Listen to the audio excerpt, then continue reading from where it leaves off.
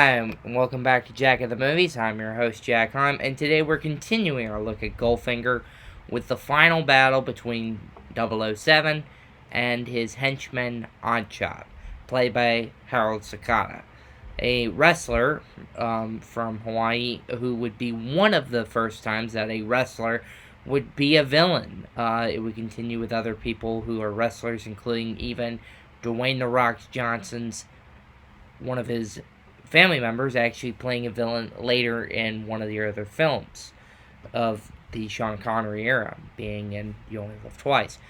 But we're going to focus on what Goldfinger's plot is. Goldfinger has told Bond that he's going to use a nuclear bomb to radioactive the gold in the gold depository here in the United States at Fort Knox. During it, he decides to handcuff Bond to the bomb. And this is actually both taken from the novel that it's based off, Goldfinger, which came out in the late 50s, and in the book, it shows that he is part of SMERSH, the Soviet intelligence agency, which was behind some of the earlier plots in the earlier Fleming books.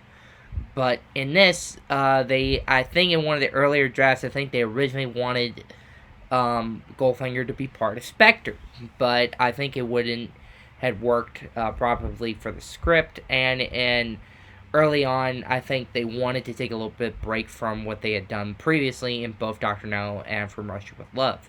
So they made Goldfinger do this as his own thing. It's one of the biggest plans he has, a Operation Grand Slam,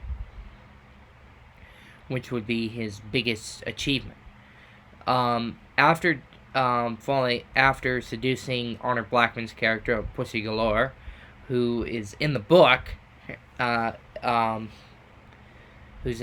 also, who decides to join Bond's side, she contacts the CIA and the U.S. military and switch out the nerve gas of Delta-9 nerve gas for oxygen.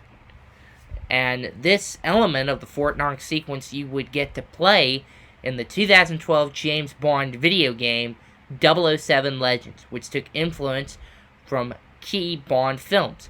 Goldfinger on both the PS3, Xbox 360, and PC version would be the first mission, where you get to play as in the first era, but with Daniel Craig's Bond, instead of playing with Sean Connery, George Lazenby, Roger Moore, Timothy Dalton, Pierce Brosnan, and even Daniel Craig.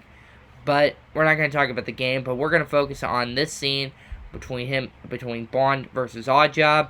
And the footage here is not owned by me. It's owned by MGM, United Artists, Eon Productions, Dan Jack, and Amazon.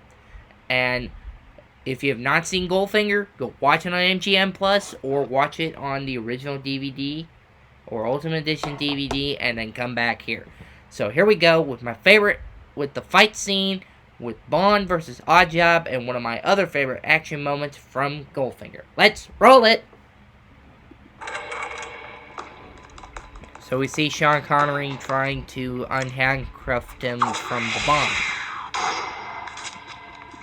And Oddjob using his lethal bowler hat, which is a lethal device.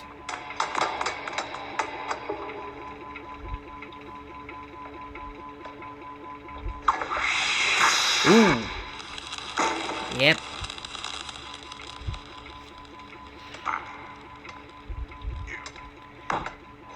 I don't think you could even hold a piece of gold that way.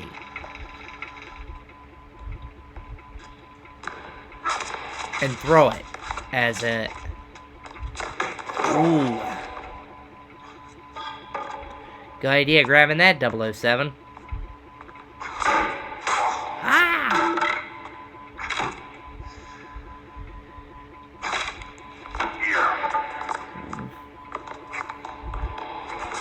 Harold Sakata worked also with Bob Simmons, who was the stunt coordinator for this film, and also special effects John Steers. Guy Hamilton was directing this one, not Terrence Young. And this was actually shot at, not in Kentucky, but was actually shot at the Pinewood Studios in Buckinghamshire, England, for exterior and interior of the Gold Depository in Fort Knox. And they actually built an actual recreation of the Gold Depository exterior based off what they had done for exterior shots for filmmaking, thanks with help from Lieutenant Colonel Charles Rouchant of our American, who knew things for both the American and British military.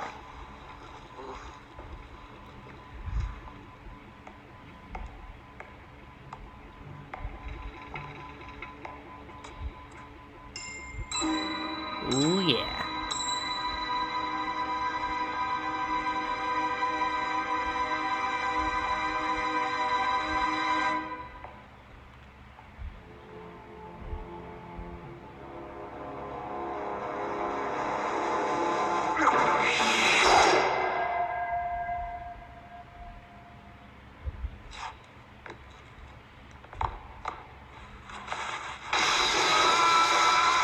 Shocking.